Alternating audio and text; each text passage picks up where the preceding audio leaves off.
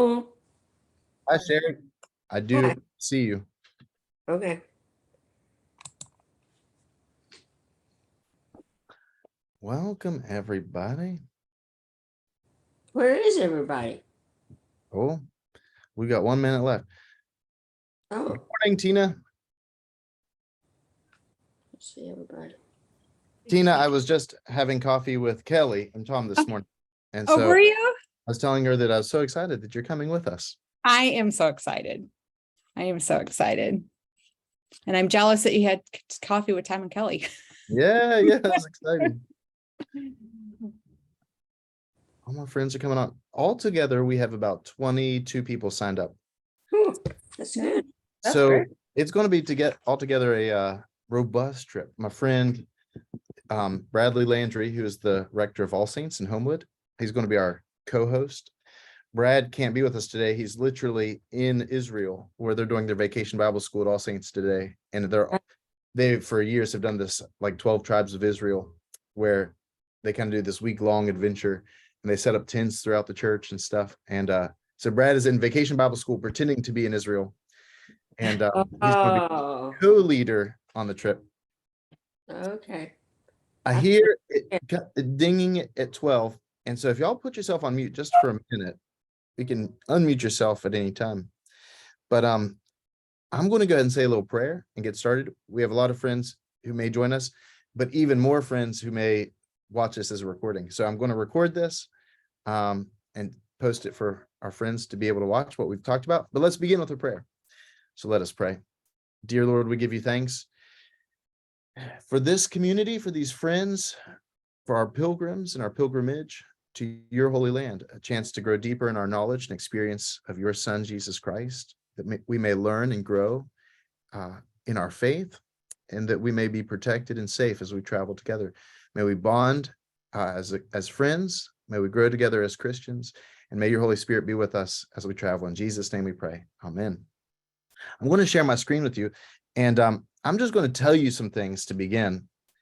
And then after I tell you some things, I'm going to let you ask some questions and hopefully it'll all make sense. The first thing is if you go to eo.travel/withus.com, but educational opportunities is the group that we're traveling with.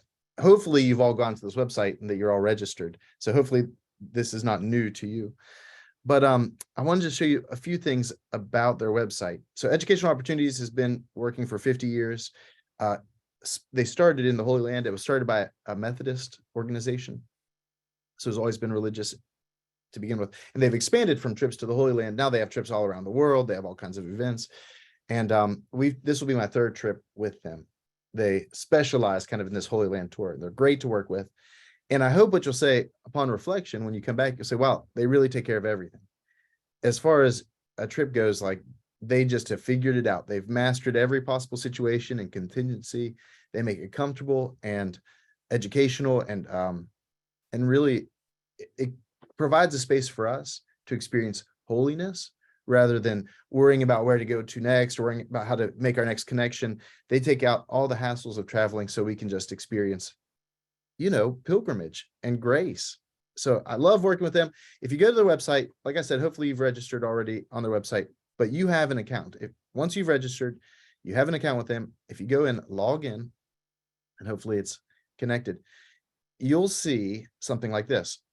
So I'm going to click on our trip, which is the status is active.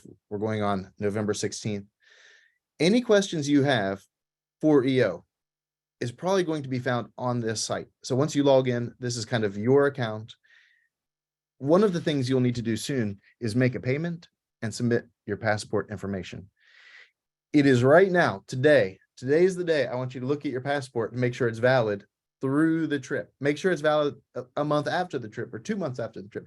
Make sure your passport is up to date and it's in good working order, because the last thing we want to do is be like 2 weeks before the trip and you realize, oh no, I need to renew my passport. There's plenty of time right now. If you need to renew your passport, it usually takes 6 weeks to 8 weeks. You have plenty of time to do it. You do need to submit your passport information, and you can do that by clicking on this. So what you'll do is you would click on our trip, click the little button, I have 2 trips here because I wasn't sure which one was going to work out. And so one has been canceled. By click on the trip and then you click on submit passport, it'll take you to a page where you can scan and upload your passport information, which is important. The other one you're going to need to do is make a payment. I think the next payment is due, I think about half is due in August 3rd. I think that's the date. And then there's another payment that's due in September. You'll need to make a payment in order for it all to work out and for your life to be easy. And for EO to not be calling you saying, hey, do you really want to go? You need to make a payment. Other things like you may have questions, you may have questions about traveling. So here are some travel tips, their best information about what to experience and expect. There's something on the flight information. If you click on that now, nothing's going to come up because we don't have any information yet. It says no documents found.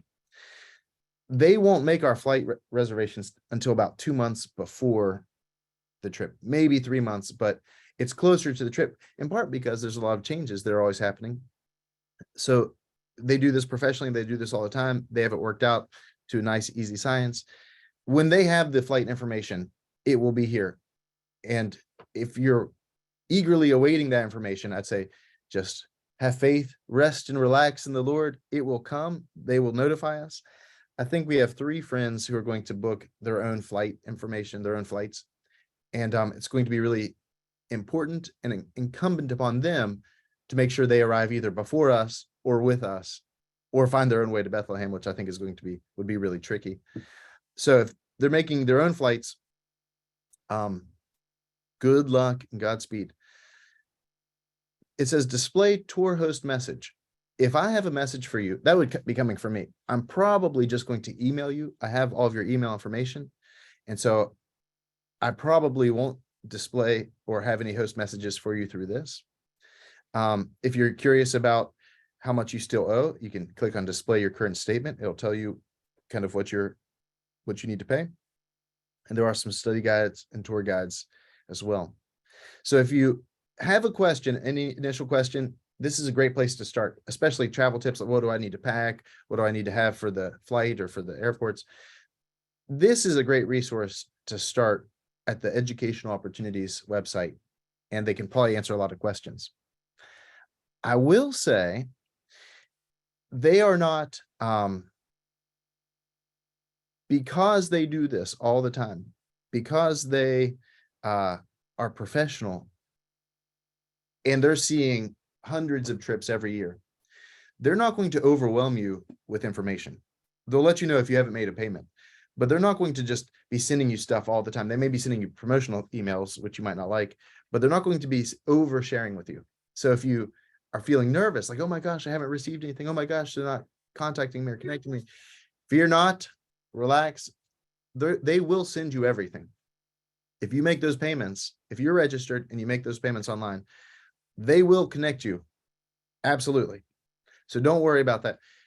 They're not going to bombard you with stuff, and they will send you in the mail about a week.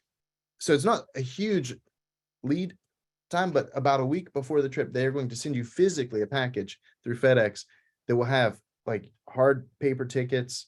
They're going to send you like packing tips, a few things, and it all folds up into this really nice little kind of sleeve that you can fit into the pocket of a jacket or into your shirt or into your pocket. So if you're traveling, you can easily access that. Also, with traveling these days, everything's online. And so you're also going to be able to like check into your flights online if you want, if you're savvy enough to do that. If not, it doesn't matter because they're going to have sent you hard paper tickets.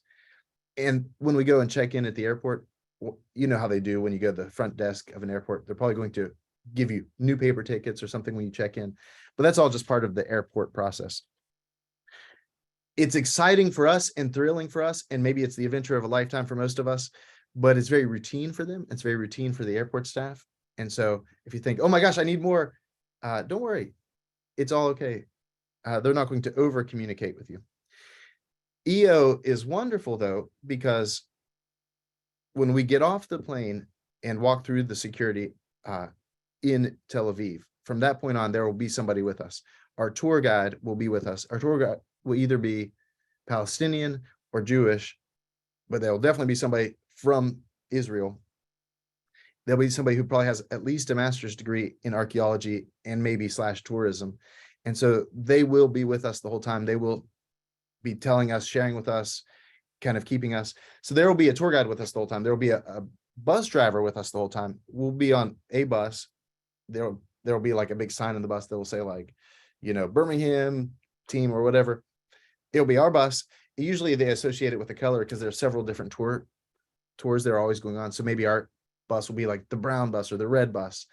And we'll be on the same bus, the same bus driver with the same tour guide the entire time. They'll all be local. And in every hotel we stay in, there will be an American. Usually it's somebody who's like a pastor or somebody related to ministry who's retired. And now they go and live in Israel. And so wherever we go, there will kind of be like, I think of it like the mama bear. When we show up in the hotel, there will be a mama bear waiting for us in the lobby and say, hey, if you need anything, if you have any questions, I'm here for you. I'm a resource for you. I'm available to you. If you need Tylenol, if you need a pharmacy, if you've lost something, if you have questions, and they'll be a great resource for us. And really it's in case of emergency that, there's an American in the hotel there for you present. And then of course there's me. And so any questions you have, I can be your first line of defense. My job will be both to corral you into the right places, to make sure you get on the airplanes, to make sure you get on the bus at time, to make sure you don't get left behind at the, Church of the Ascension or Church of the Nativity. I'll make sure that you're in the right place at the right time. I'm also here for your questions. So anytime you have questions between now and November, ask me.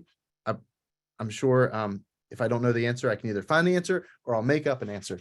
And hopefully Brad and I, part of our work is to make this a pilgrimage, that you can travel with a lot of different organizations. You can travel a lot of different places, but this is a religious trip. Brad and I are both priests, and we want this to be not just an experience of a new place, but a holy pilgrimage, a place where we can kind of really journey spiritually and maybe expand our faith to walk in the places where Jesus walked, but also to enrich our discipleship. These are places hopefully that you've read about your entire life. And hopefully when we read about those stories and we're in those places, hopefully it kind of makes it more alive and vibrant for you. When we say, when we talk about the walls of Jericho tumbling down and then we walk through Jericho, hopefully, and you see the ancient walls that have been dug up of ancient Jericho, that's powerful. It's meaningful. When we go to the kind of the mouth of the Dead Sea and we cross through the River Jordan and we see where Jesus would have been baptized by John the Baptist, hopefully when you smell the water, when you feel the water in your feet, you say, wow, there's an aliveness to it. And so I think that's all very good. So this is a pilgrimage. This is a holy pilgrimage. The things you need to do right now is you need to register. If you haven't registered yet, do that. If you need help with that, or if you have questions, do that. One question is always, do you need insurance? It's like a roll of the dice. Do we ever need insurance? You need insurance and you pay a lot of money for insurance and hopefully never have to use the insurance. If for some reason something were to go wrong and you weren't able to make the trip, and you paid the insurance, which I think it's a percentage of the total cost. So I think it's something like $400. If you paid the insurance, I personally would rather lose $400 than $4,000. So if that's the help of the insurance. If something were to go wrong and you can't make the trip, they can refund you. Or if something goes wrong during the trip, they can, offer you support in some way. But that insurance is kind of at your discretion.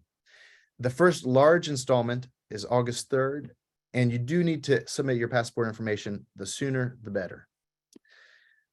Hey, Josiah, Yes, ma'am. I'm sorry to interrupt, but I did want to just mention and remind people that the insurance is not just if the trip goes wrong, but most people's medical insurance does not work in Israel. So if you break an arm, trip, fall, need stitches, I don't know that there's going to be much that your own insurance will do. And I don't know what that kind of cost that would be in another country. So just as a reminder. Joni, most excellent. Joni is here as a representative for her mother. Yes. And I made her get the insurance, just saying. Good. So, and Joni, did you hear what I don't know if y'all started making those flights yet, but we don't have our flight information yet. And so I don't know if we're flying out of New York City or out of Atlanta. They're starting a flight out of Atlanta. And if there is, that would be amazing and wonderful. And it'd be so convenient for us to fly out of Atlanta. For folks coming from Chicago or from Pittsburgh, they would fly you to Atlanta and we'll fly from Birmingham to Atlanta, and then we all fly out. Typically, there's only one flight. Like when we fly out of JFK, there's always one flight on El Al, which is the Israeli airline. There's one flight, and it's a huge, flight, but it's one flight every night that goes from JFK to Tel Aviv. So it's not like they're having multiple flights from JFK. And I would assume it's the same from Atlanta if we flew out of Atlanta, but I don't know that where we'll fly out of yet. The most important thing is they'll just tell us when to show up at the Birmingham airport or Chicago airport, Pittsburgh. So you just show up and get on the flight, and you pray that the connecting flights all work out. We pray for all of that. A word about the flight. It's long. It's hard to fly at night. In every flight I've been on, because it's been the national Israeli airline, it's, a mixture of tourists, a mixture of people going home. I'm sure there are Muslims and Jewish folks. And there's also usually a ton of Orthodox Jews. And that can be exciting and wonderful. It just makes a very crowded experience because at some point they all have to say their prayers as the sun is setting and the sun is rising. And what happens is when we will leave in the evening. It's like an overnight flight. We'll leave like, let's say 7 o'clock, 8 o'clock at night. And it's maybe a 7 or 8 hour flight. So we won't get a full night's sleep, but when we arrive, it'll be like 5 p.m. in the afternoon, just the way the world turns. So our friends will experience a sunset and a sunrise on the flight. And it makes a lot of commotion when people are trying to put on all of their headgear and wrap themselves up and say their prayers, and they have to find a window to say their prayers. And so it makes it culturally very exciting just getting on the flight and flying abroad. Next, you would think to yourself, are there any hidden fees? A little bit. I want to tell you about them right now. If you wanted your own room, I think almost everybody is going to share a room. So there's a couple people I'm still trying to connect. But if you have your own room, for a private room, it's $748 for your own room. You can take that $748 away if you're sharing a room. And at the end of the day, if we can't find your roommate, a lot of times EO can find a roommate for you.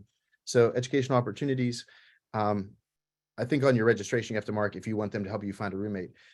Our trip will come, let's say we have 22 people. Either we're going to be in a bus that holds 26 people, and so maybe it'll just be our group and it'll be kind of a shorter bus, or they'll put us on a larger tour bus that maybe holds 40 people.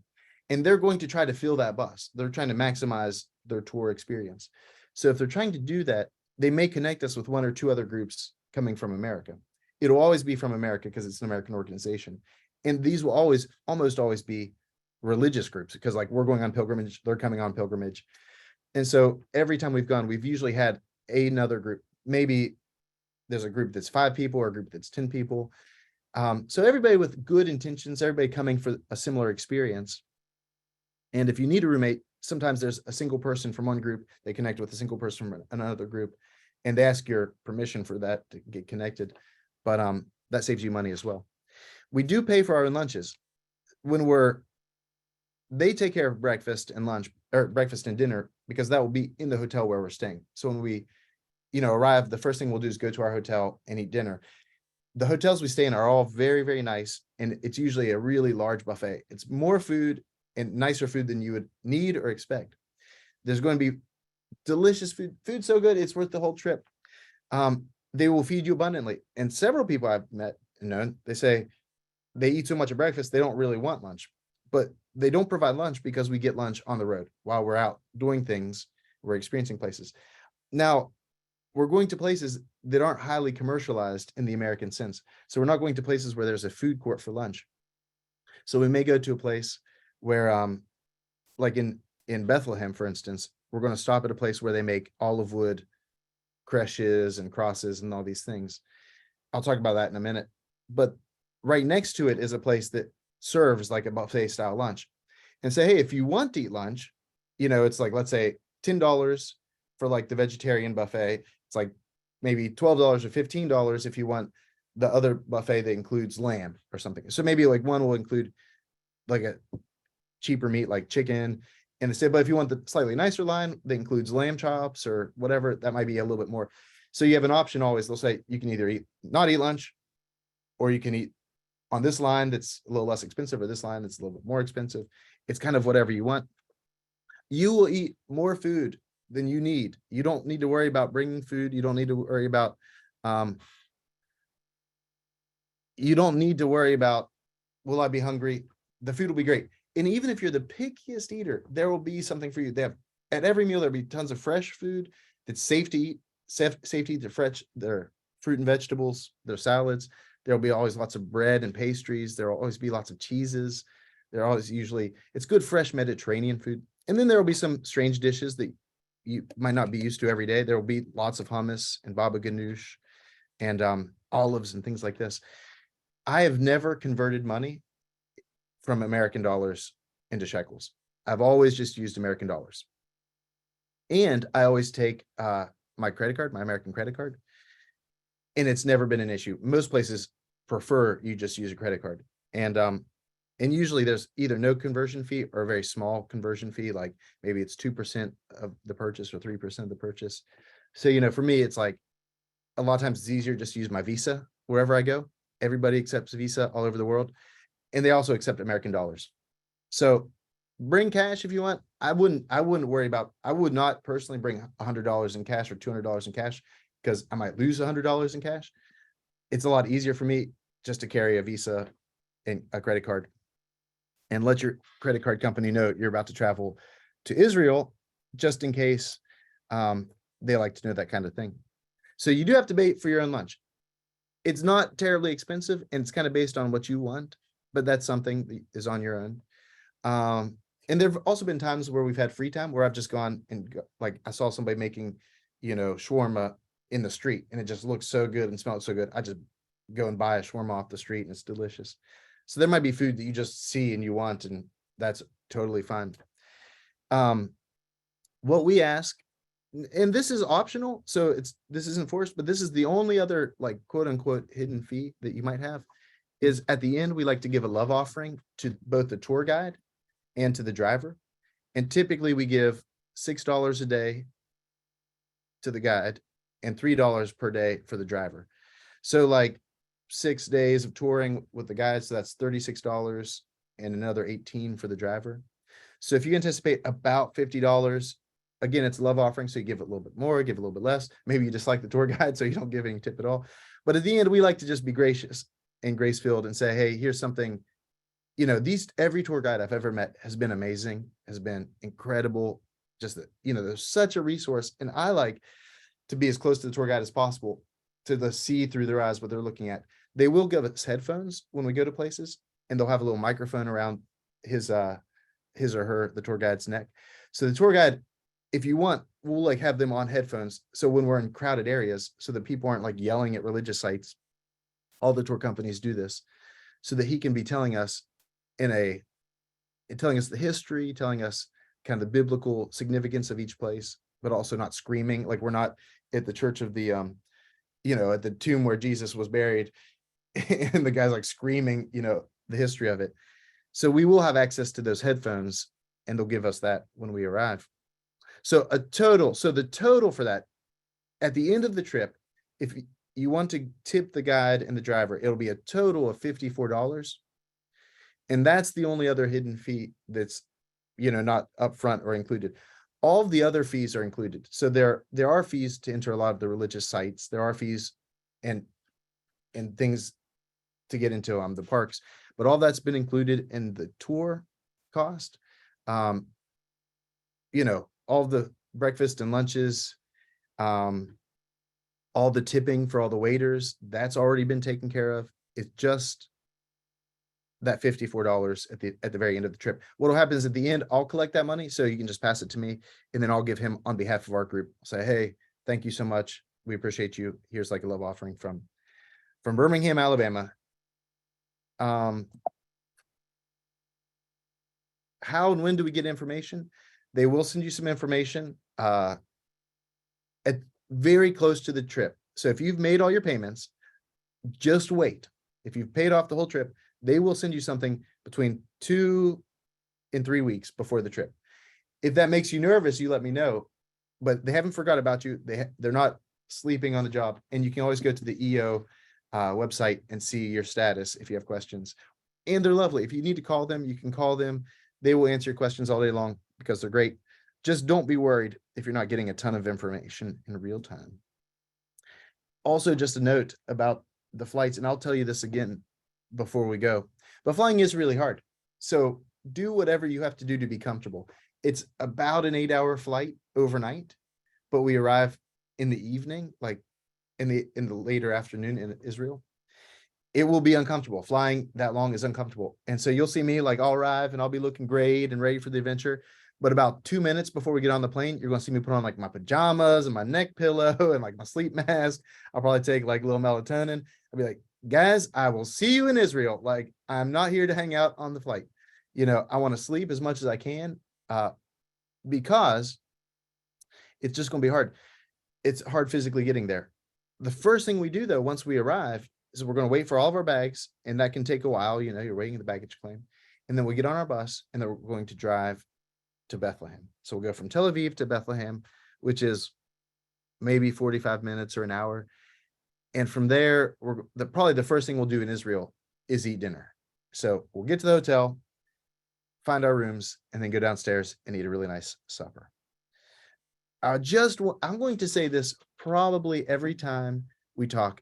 I'd like to have some conversation about once a month until our trip to get you excited. I want to talk about the history of some of the places we're going, some of the biblical, information, so that we can connect it when we're landing and experiencing things.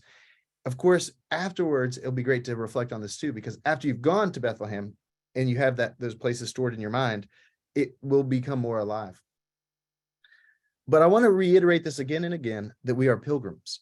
So don't think of yourself as a tourist. Don't think of yourself as a traveler. We are pilgrims. This is a faith-based journey, a faith-led journey. We're going to absorb. There's more to absorb than you can process in real time. So we're going to take lots of pictures with our phones, hopefully. Don't spend the whole time taking pictures on your phone. Just absorb it. Let it sink into you. Just breathe the air, taste the air, feel the sidewalks under your feet, touch the stone walls of the buildings as we pass them. Just absorb as much as you can and say, hopefully this is a trip of a lifetime. Hopefully this is something that you can cherish forever. And say, just absorb as much as you can, so that later on down the road, as you're telling friends, as you're in Bible studies, as you're reading scripture, as you're in church, and you're hearing these stories about, like, let's say Rachel and Isaac, and Rachel and Jacob, Rachel. You're hearing about Rachel and you say, oh, we went to Rachel's tomb. We saw where Rachel was buried. And now when I hear the stories about Jacob and his relationship with Rachel, that becomes more alive and vivid to me. This is a chance to listen and to learn. Even for me, every time I've gone, it's a chance just to learn, to just hear. I want to hear what the tour guide has to say. I want to hear, the sounds of the marketplace. I want to hear the sounds of the church bells. I want to hear the sounds of the Muslim call to prayer. Hear everything you can and listen to what everyone's saying. It's a chance to expand your mind. I'm going to say this a lot, because we're taking 22 people, and when a group this large, and we're going to a place with so much history and so much controversy, that you're going to at times want to say something about Israel or Palestine or American politics or our politics. And I'm going to say, if I hear you say that, I'm going to say, hey, let's talk about that on the bus. Hey, that's something really great to talk about and discuss further on the bus. I'm going to tell you this for the next 5 months. If you hear me say, let's talk about it on the bus, I mean it. That's my nicest possible way of saying, don't talk about this out loud right now. We're not going to talk about this right now because it's very politically sensitive, because we are foreigners, we are guests in this foreign land. And this isn't stuff that people take lightly. This is like, whatever you have thoughts about, people have been thinking way more deeply, because people are living it, because it's infecting their life. The conflict between Israel and Palestine is so visceral and real for people living in Palestine and Israel. And we're going to stay in both places. So it's not a chance for you to give your wizened opinion on anything. It's not a chance for you to pontificate, not a chance for me to pontificate, not a chance for you to talk about the political situation. If someone that you run into at the hotel or the tour guide or the bus driver or someone you meet in the street, they want to talk about it, then listen, then take what they're saying and just say, thank you. That's a gift. We can talk about it together in the bus. We can talk about it in our small rooms in the hotel when we gather, but it's not something for us to loudly be discussing because people are so viscerally passionate about it. You might be extremely, pro-Israel, and that's wonderful, but we're staying in Palestine, and it's really hard for the Palestinians who live in Bethlehem.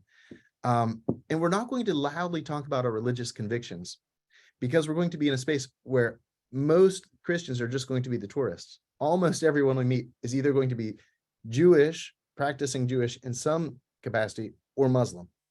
And they really don't care to hear us talking loudly about our religious convictions. That'll be a time for us. There will be spaces for us to worship. Like when we go to the Sea of Galilee, there will be a space where we can celebrate the Eucharist. There will be a place where we can talk about the Bible. But we're not going to be sitting, like walking through the streets of Jerusalem in the evening and just loudly talking about how we don't understand Islam or the Muslims. That is not just inappropriate, it can be very offensive. So we're going to try to be very sensitive to our surroundings. Everyone who can hear you can potentially be upset by what you're saying. And it's also not really appropriate for us to talk about our own politics here in America, because the politics in Israel are so wrapped up in the politics in America. Everyone is very passionate about this. And where we go is going to be extremely safe. It's not going to be a problem. We're never going to be in danger. There's going to be no time where we're threatened with like an air raid on Bethlehem. But the Palestinians whom we meet, they are under threat at times. And the Israelis may feel that way as well. And the Palestinians you may engage with, they may feel very passionate and they might tell you a story and you say, wow, I'm totally pro-Palestinian now. And then we may go to Jerusalem the next day and we're talking to some folks who live in Jerusalem and they have a totally different perspective. You say, wow, they make a great point too. Hold that in your heart. We'll reflect on it together. Does that make sense? All this to say, if I hear you going down the wrong path, I'm going to say, hey, let's talk about that on the bus. And if you persist, I'm going to say, please stop talking about that because it's politically too sensitive right now. Let's talk about it on the bus. Not because I don't want to talk about it. It's just being aware of our surroundings. I would recommend these two books before we go. If you're into reading, the first book, My Promised Land by Ari Shevit, is great. It kind of talks about the creation of modern Israel. It talks about really from the late 1800s, early 1900s. How did we go from 65 AD, the destruction of Jerusalem, to the current state of affairs we're in now, the creation of modern Israel. So it's great. I think it's really fair and well balanced. I think he gives a lot of great perspective. He's an incredible writer. It's dense and it will make more sense probably after you go to Israel. But I'd recommend if you want background reading, you can start with My Promised Land. And I would absolutely recommend The First Muslim. Leslie Hazelton is such an incredible author. And if you haven't read something about Islam and you don't really know the story of Muhammad, this is an easy book to read. It's easy to consume. It's not challenging. It's makes it very simple and breaks it down. And it's really just the story of Muhammad, where he came from, how he came about. Jerusalem is the third most important religious site, and you'll understand why after you read this book. You'll understand why there's so much conflict, maybe, hopefully. It doesn't necessarily get into modern conflict between Islam and Judaism and Christianity, but it gives you a background. And everywhere we go, there's going to be some connection to Islam, except for Galilee. Around Galilee, there's not a heavy Muslim presence, but in Jerusalem, there very much so is. As a matter of fact, when we go to the Wailing Wall, that's where most of the Jews stop. Most Jewish folks are not allowed legally to even go onto the Temple Mount. We will hopefully go to the Temple Mount, and I pray, and it'd be amazing if we can go inside the Dome of the Rock. But on top of the Temple Mount, there are 2 mosques. And so everywhere you look around Jerusalem is going to be influenced by Islam. Next, I want to talk about Bethlehem. But before I get to that, I just open this up for your questions. So put yourself off mute and let me know if you have a question that I haven't talked about. The question is just about even just the practical questions of signing up, registering, paying, arriving in Israel. The $54, would we have cash for that? Yeah, Well, you just so bring cash. Okay. And then you, at some point, you just give that to me and I'll take care of it.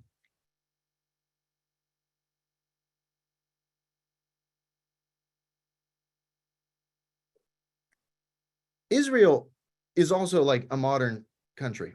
So like there will be ATMs. Like there will probably be ATMs in our hotels. I mean, it's a first world country. Absolutely. Like in Jerusalem, it is as nice as any place you've ever gone in anywhere in the world. When we immediately get off the airplane, we'll meet our tour guide. We'll gather our bags. We'll get on a tour bus that will be our home for the next couple days, and they'll drive us immediately to Bethlehem. This is a view of Bethlehem. I think this is a view of Bethlehem looking across from the caves, the Shepherd Caves. There's a religious site. Now, who knows if it was this cave or a cave down the hill, but they identified some caves that think maybe this is where the angels appeared to shepherds as they were, watching their sheep. Angels appeared announcing the birth of Jesus. So I think this is the view from, if you're staying at the caves, the Shepherd Caves, and you're looking across the valley to Bethlehem. Bethlehem is 100% part of the West Bank. Let me see if I have, the West Bank is called the West Bank because it's on the west bank of the Jordan River. So you see it's eastern part of Israel, but it's the western part of the Jordan River that runs from the Sea of Galilee down to the Dead Sea. The West Bank is obviously very controversial because that's Palestinian. So, and you also have a little area over here called the Gaza Strip. The Gaza Strip borders Egypt, and it's not connected. But the West Bank is a really large portion of Israel. It's very contested because it's Muslim controlled, it's Palestinian controlled, and there's a lot of conflict because there's not a lot of space in Israel. So they're always fighting over land. So when there's conflicts, you see Jewish settlements that encroach into Palestinian land that makes people upset. You see a lot of retaliation when there's conflict between Palestinians and Jews. A lot of times it's when they're shooting missiles into the settlements, the Jewish settlements, they're pushing into Palestinian land, or them retaliating, the state of Israel retaliating by knocking over homes or taking over areas in the West Bank. We will be staying in the West Bank. In our first night, 2 nights, we'll be in Bethlehem, and we'll go to the Dead Sea, which is in, obviously part of the West Bank, and we'll go to Jericho, which is along the West Bank. It will be absolutely safe for us. It will be great. It will be beautiful. It will be plentiful, amazing food.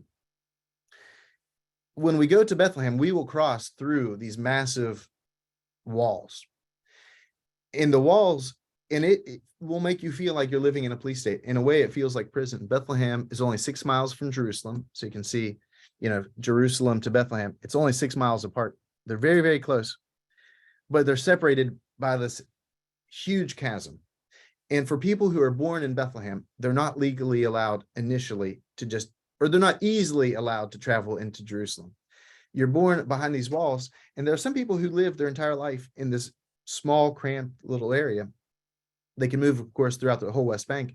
But a lot of people aren't ever able to access the rest of Israel. You have to apply for, I think, visas, and you have to apply for entry after a certain age. You have to have certain work requirements. It's expensive. It can be really hard. And so it's really limiting. And life for people inside of Palestine is really challenging. It's not a first world country. When we go in, you'll say, wow, this feels more like a developing country. The food won't be quite as nice. The hotel room will be clean. It'll be more than we need, but it won't be quite as nice as what everything else we will experience. The economics in Bethlehem are just so much tighter. It's so much harder. There's so much less access to job opportunity. I think in Bethlehem itself, the #1 job creator is tourism. So they look forward to us. They want us there. They want us to spend our money. But we're going to see a lot more poverty too. We're going to see just a lot more humanity. And so we just want to be mindful of that. So the first 2 nights will be comfortable, but probably slightly less comfortable than the rest of the trip. Once we leave and we go to Galilee, it's going to be beautiful and great. And then we go to Jerusalem. And in Jerusalem, you're going to say, wow, this is one of the nicest hotels I've ever stayed in. I can't imagine much nicer than this. So let's see. We will go. Let's see. So we're going to start in Bethlehem. And from Bethlehem, we will do kind of a full day of Bethlehem. We will go to the Church of the Nativity, where Jesus, You'll notice this a lot. This is a picture of the Church of the Nativity. Now, do we know exactly where Jesus was born? Was he born to the left 10 feet, to the right 10 feet? Who knows? What happened was Constantine in the late 200s, early 300s after Christ, Constantine has a big conversion experience. Maybe you all know this, and it's very old news to you, but Constantine has this big experience. And he says, if I win this battle, if I can win and become the emperor of Rome, I will devote myself to Christianity, and this is the true God. He has a big vision. He wins a battle. But the protagonist of our story isn't Constantine so much as his mother, Helena. So this lovely lady is Helena.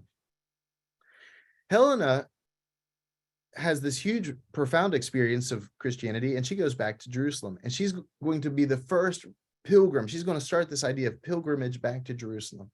She's also going to be the one who establishes a lot of the churches where we go visit. A lot of Bethlehem was destroyed by Emperor Hadrian, and it's going to be Helena who starts to rebuild not just Bethlehem, but she's going to plant the churches that will be the churches we see. The Church of the Holy Sepulchre, which includes the tomb where Jesus, we think, may have been buried. Church of the Sepulchre includes the little knoll of the hill where they believe Jesus was crucified, what we'd call Golgotha. And of course, in Bethlehem, the Church of the Nativity.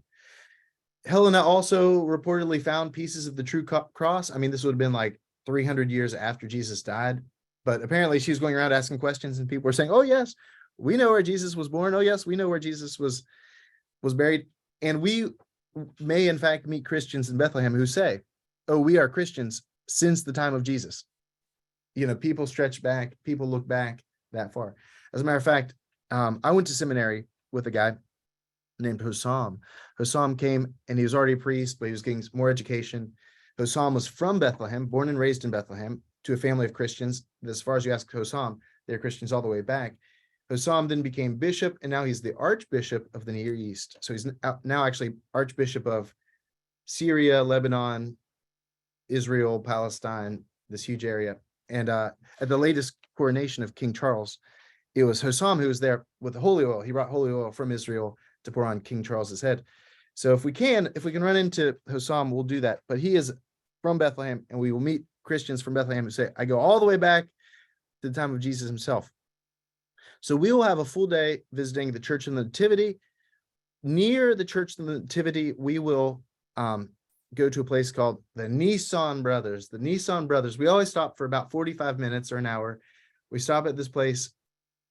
There's almost no economy in Palestine and in Bethlehem specifically outside of tourism. And so the Nissan Brothers have this olive wood operation where they make olive wood creches and crosses and all kinds of doodads. And it's like the souvenir shop in Israel. People are going to try to sell you stuff on the streets all the time, and sometimes you may want to do that. You never know what quality product you're going to get. You never know if it's real olive wood or glued together, or if it's made in China. We take a little tour of every year we do this. It's part of the tour experience. We go and see them making olive wood products. And if you want to buy something, you can. If you don't want to buy something, it's not a big deal. We spend about 45 minutes there, and then we go right next door where they have this kind of tourist center where we can have lunch. So we'll go there, have a really lovely lunch together. It's nice. There's two places where it's like, if you want a souvenir, this is your opportunity.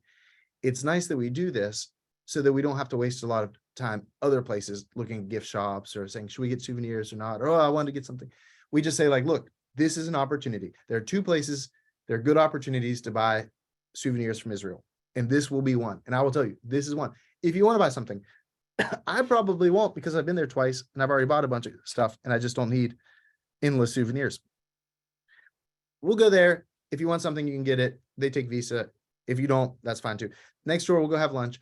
After that, we'll probably go to the Shepherd's Fields and to maybe Rachel's tomb, depending on the time of day. We'll go see some other sites. There's a famous well, one of Jacob's wells. Kind of what we have time for the rest of the day. The highlight is Church of the Nativity.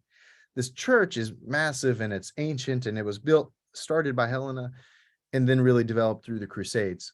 And so what we're going to see are periods of history. There are 2,000 years of history building up into this church. What you'll notice today, I just am really want to focus on this first day. But what you'll notice when we go into the church is there's going to be at every major religious site, usually 6 different Christian organizations who are vying for space. And this isn't like, oh, in the last 50 years, this is in the last like 1,000 years. They've established little sections of the Church of the Nativity. And there's none of them are going to be Church of England or Episcopal, but there's going to be like the Roman Catholics, the, Greek Orthodox, maybe the Russian Orthodox, maybe the Armenian Orthodox, maybe a Coptic group of Christians. And usually I think there's one other, maybe Ukrainian Orthodox, but there are these churches that have been around for about 1,000 years, and they all hold some little position and some claim to this church.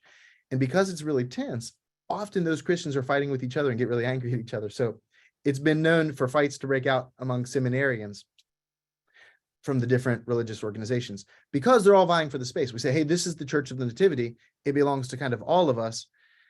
The trouble with that, and so for instance, like on Christmas Day, everyone wants to have a worship service. So they have to break it down to very specific times. Okay, the Coptics get the main church section from 10 a.m. to 10:44 p.m. At 10:45, the Roman Catholics are coming in, to 11:15. And they can get really angry at each other if they step over the time limits. It also becomes complicated because if something starts to crumble or fall, people don't necessarily take responsibility for it.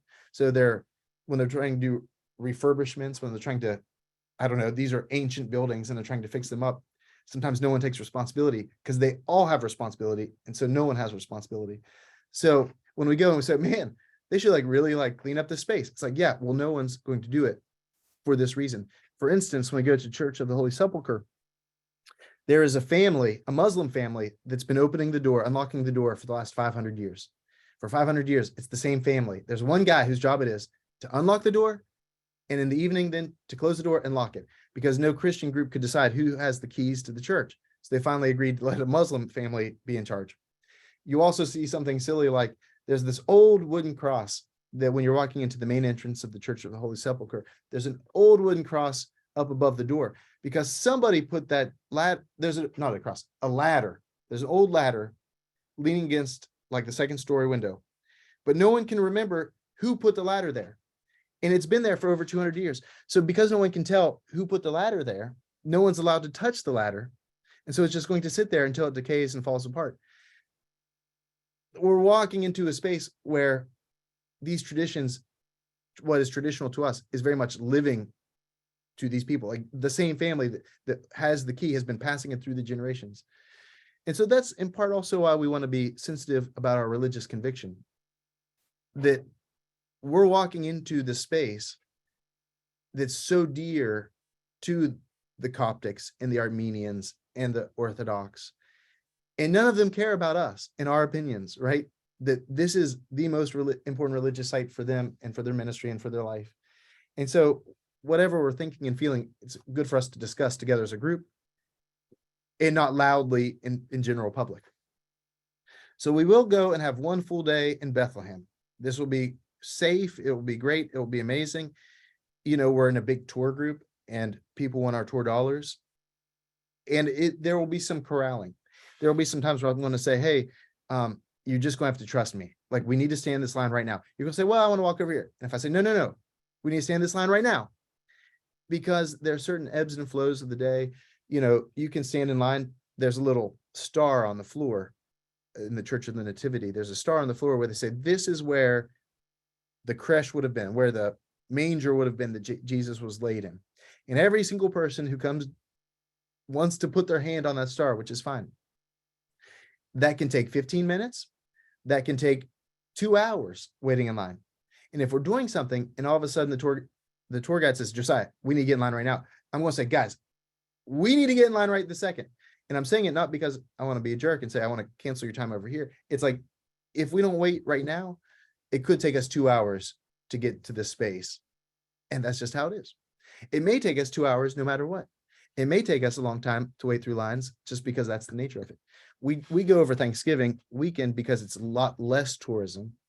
And so it's a lot easier to access the religious sites. There's a lot less traffic, a lot less people. And the weather's really, really nice. So it's a time when not a lot of people are going because they want to be at home on Thanksgiving, and the weather's just about perfect. From Bethlehem, and so you'll see, these ancient sidewalks and walkways. There's not going to be a lot of time for personal exploration around Bethlehem. We're going to be tired from just arriving in America. It'll be our first day. We're absorbing a lot of information. We're absorbing a lot of experience. And as a matter of fact, my first time when we stopped at the Nissan Brothers, I was like, oh my gosh, we just got here. And now I have to spend 45 minutes like looking at souvenirs. Relax, go with the flow. There's going to be plenty of time for everything, but there's not going to be a ton of personal time to explore Bethlehem. And I'd say of all the places we go, it's the place where you don't want to stray too far. Small streets, narrow streets, easy to get lost, easy to get confused and turned around. And I think it would be safe for Americans, but I don't know how far you'd want to stray from the safety of the hotel. Like, we're going to be tired that first night. So we'll have a big day together. Then we'll probably want to eat dinner and just rest. Even if you're not that tired, we're just going to rest. We'll see, hopefully, the Shepherd's Field, Church Nativity. We'll get souvenirs. The second day after Bethlehem, we're going to go down probably to Qumran, Jericho, the Dead Sea, and the Jordan River. I'll talk about this. We talk about this maybe in our next meeting. We will get a chance to swim in the Dead Sea. It's like, I will get in the water. It's super ill-pleasant. It's not like a nice luxury bathing experience. It's really dangerous to get the water in your eyes. I mean, it's the Dead Sea because it's in the Rift Valley. It's the lowest point on Earth. There's no access. There's no outlet for the Dead Sea. And the Dead Sea is about a third of the size it was from the 1970s. The Dead Sea's shrinking. It's shrinking because as Israel's been growing, they siphon off more and more water for industry and for agriculture. And so there's a lot less water that flows from the Sea of Galilee to the Dead Sea.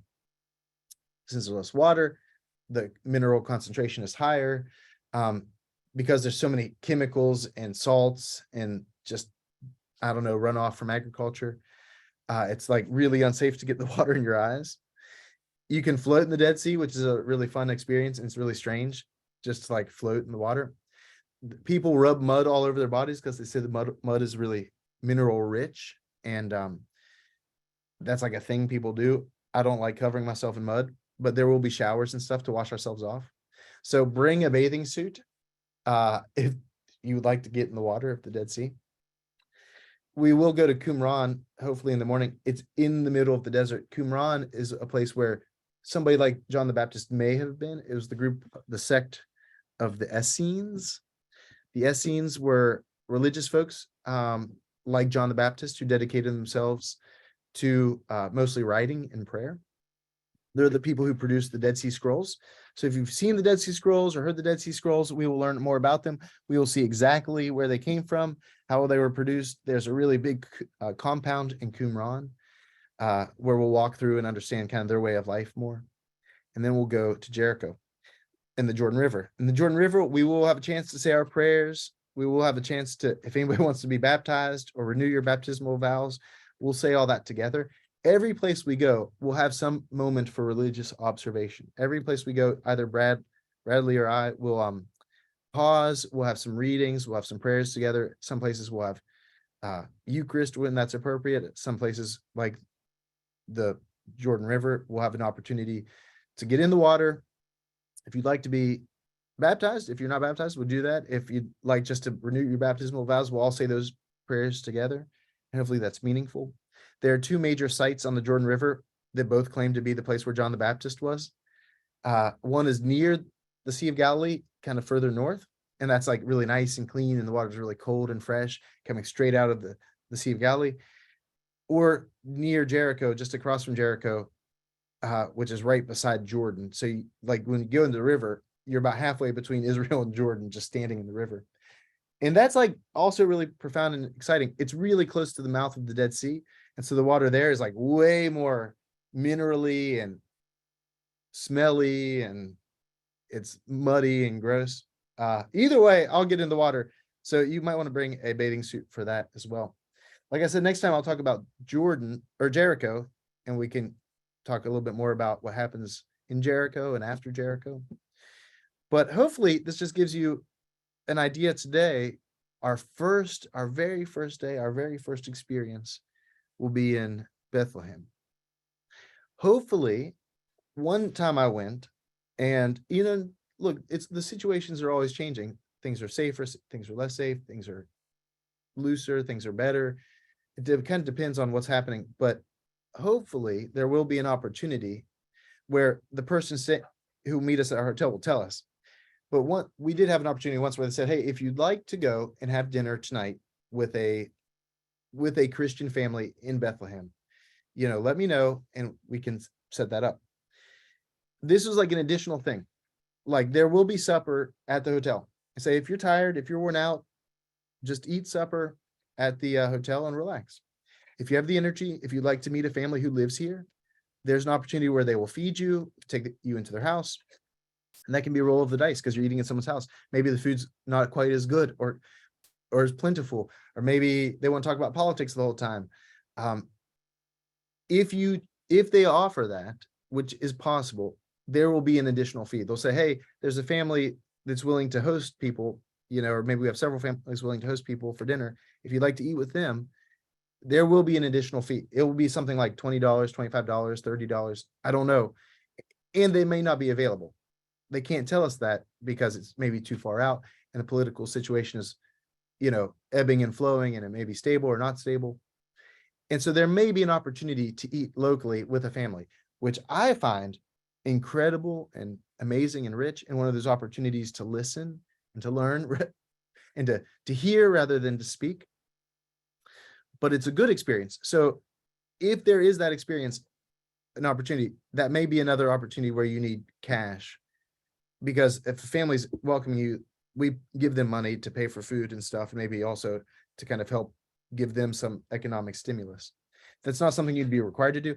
And even if that was offered and you said, you know what, I'm tired and I've already paid for food at this hotel, then just hang out at the hotel and eat there and live your best life. That's also okay. At the hotels, also in the evenings, if you want a glass of wine or a beer, there will be a bar. And so you can, help yourself. You can, just like anywhere in the world, you can, if you like a glass of wine, you can order a glass of wine. If you want a beer, you can have a beer. It's not a big deal. Even though Palestine is Muslim, I think they still have access to that. I would encourage everybody to not pursue, this is an opportunity to party. I don't think anybody will. We are pilgrims in a pilgrim way, but sometimes at the end of the day, it might be nice just to have a little glass of wine, just to unwind and process what you've seen. With that, I'll wrap it up. But tell me if you guys have any thoughts or questions or, I don't know, insights about that first day in Bethlehem and then to the Dead Sea. I have a couple kind of practical questions. Can you hear me? Yeah, sure. So one is, are there USB ports on the tour buses and in the hotels generally, do you think? I think I would not bank on it, but most places in the world now have USB ports, but I think it'd be better if you brought a universal charger. Okay. I'm not sure which charger they use in Israel. I mean, you can Google search it, but whatever charger they use, I think it's the same that they would use in Europe. I think it's like the round one. I can, as a matter of fact, we can look right now. Ask me your next question and I'll pull up. Okay, my other question was, I was wondering if we can do some kind of group text or group me if we need to communicate, or say if someone does get lost. And I guess, do we have free texting, that kind of thing? I would like everybody to have my cell phone number. Okay. And I can tell everybody that now if you want to write it down.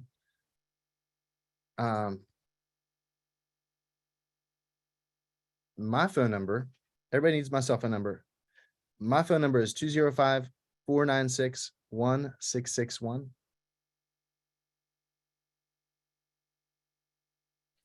It's 205-496-1661. So I have an iPhone. On the iPhone, you don't have to do anything. If you just show up and turn your iPhone on, it'll charge you $10 a day and it will function and use data just like everything else. If you don't want to pay $10 a day, at the hotels, at least in the evening, they'll probably have Wi-Fi, and there might be Wi-Fi on the bus as well. So like I just went to I was just in Pakistan, and I didn't want to like, there were a couple days where I wanted to use my phone, but most of the days we were so busy. I was like, I'm just going to leave it on airplane mode all day and just use Wi-Fi in the evenings. And then with the iPhone, you can also call and text if you're connected to Wi-Fi. So like on those days, it didn't cost any money. I just used the Wi-Fi in the evenings. I could call my wife, I could text anybody. There's an app called WhatsApp that works really well internationally, and we can connect over that too. But it's good to have your phone. And if it's good to have your phone, that if you did for some reason get lost, you could turn it off airplane mode and just text me, and I'll have my phone on the whole time so they can say, hey, I can connect with you. I'm going to share my screen with you again real quick and show you, this is the adapter you need on Amazon. It's a 3-prong kind of European adapter. So I'd recommend getting, or I guess the 2-prong or the 3-prong. I'd recommend getting an adapter if you don't have an international adapter. It's just nice to have those. It may be, Barbara, that they have places with USB ports. I don't know. For sure, like lately when I've been flying on airplanes, there's usually access to USB ports everywhere. Other questions? Do you have another question, Barbara?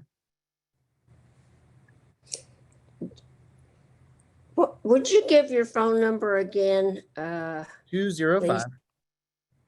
Now, Sherry, you should have me on your speed dial. And I I'm do, but it's not the number you just gave. 205 496 Oh, 1661. and it is the right one. I'm sorry. No, that's I good. do have it. Yeah. Good. I thought you said something else. All right. That's it for me for. I had like 2 more questions. Yeah. I'll go quick, then it's 11. Or actually 3, sorry. When we're sightseeing and we're on the bus, can we bring backpacks that have, snacks, water, things like that? Absolutely. You should always have a bottle of water with you everywhere you go. I don't think like you'll be able to carry your backpack with you everywhere you go. You should always have water, because even though it's nice season, the risk of dehydration is real. I would drink water out of the tap everywhere, but it's also a thing where we might get bottled water. But like where we stay, you can drink the water out of the hotels unless they tell you not to. But you're going to be able to drink water everywhere you go. Even like water fountains, public water fountains, I'd feel very safe drinking out of, which I wouldn't feel necessarily everywhere I travel. But there will also be little like mini marts and shops where you can stop in and buy a bottle of water if you want. But always have water. Like there'll be little mini marts around where you can buy snacks if you want to carry some snacks or bring some granola bars. Like I said, food, there's going to be a lot of food. You're going to eat well. It's going to be great. But not only bring a backpack, EO may send you a backpack.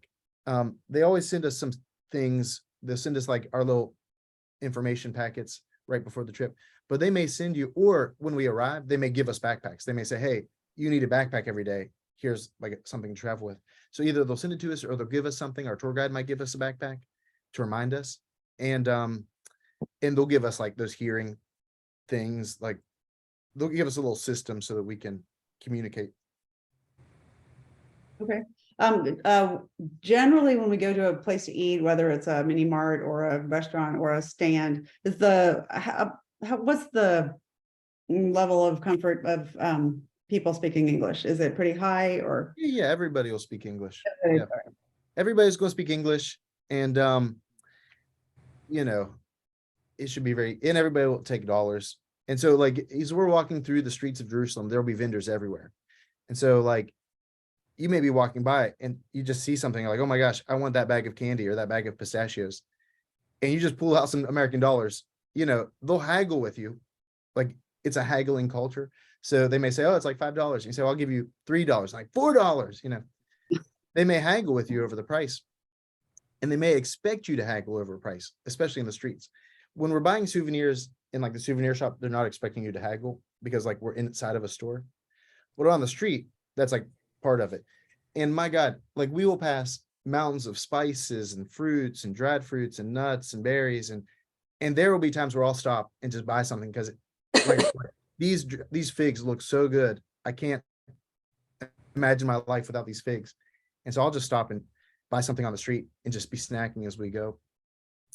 And there'll be time, like when we're walking through the streets, there'll be sometimes, like especially in Jerusalem, there'll be a day in Jerusalem where we have some free time to like wander around. There's like fun things, even if you're not shopping. All of Jerusalem is basically an outdoor market. It's like an outdoor fresh farmers market where people are just selling everything in the world. And we'll be walking through that, and it's fun and it's loud and it's weird. And you don't have to buy anything, but if you want, just for the experience, or if you see a souvenir that you're like, oh my gosh, I really need that, you can do that for sure. Everybody speaks English, and at the very least, every business person understands how to sell something to an American. We have basic coach seats, correct? Yes, Is it possible to pay an upgrade, like a it comfort? is possible. You'll need to reach out to EO and talk to them directly. Okay, And the only challenge with getting that upgrade is you'll have to do it yourself. right. And we don't know at this moment what flight we're on, because they haven't booked our flights yet. They won't book our flights until 2 or 3 months before the trip. So we're too far out. So they'll say, well, we don't even know what flight you're on. But if you contact EO, they can walk you through that. If you are making your own air flights, you have to make sure that you either arrive before us, with us, or get yourself to Bethlehem, which I think is not super easy to do. Maybe not impossible, but I think you'd rather be on our tour bus. Correct. But we can't arrive and then have to wait for an hour for one person or 2 hours. Like 20 people waiting is going to be a lot harder than for one person to arrive early and wait on us. And so you'll have to work with EO about that. Correct. Okay, Coach is super uncomfortable, and right.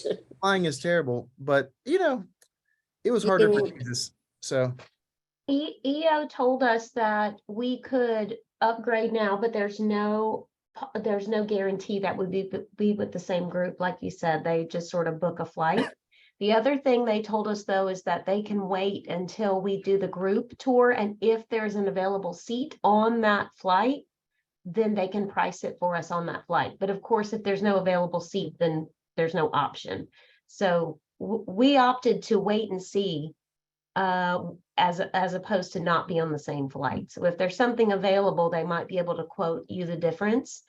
And they gave us the pricing ranges for like premium economy and first class.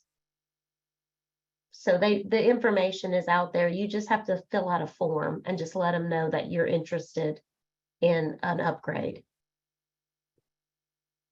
very nice, Joni Wyatt, with all the good answers.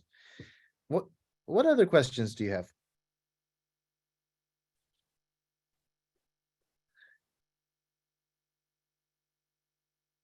Friends, it's going to be great. This is going to be, I hope, one of the easiest ways for you to travel. But I hope as a pilgrim, it's also a holy experience. I hope it's something that enriches your faith, that deepens your understanding of Christ and of the Bible and Scripture. And I hope that's something that is deeply meaningful just spiritually in your own experience. So hopefully we're talking about practical things, we're talking about what we're seeing and experiencing, but also just leaving ourselves open for the Holy Spirit to live and move around us as we gather. If there are no other questions for now, I'll sign off and I'll say, see you next month. And next month, hopefully we check back in and continue the conversation. All right, go in peace to love and serve the Lord. Thanks be to God.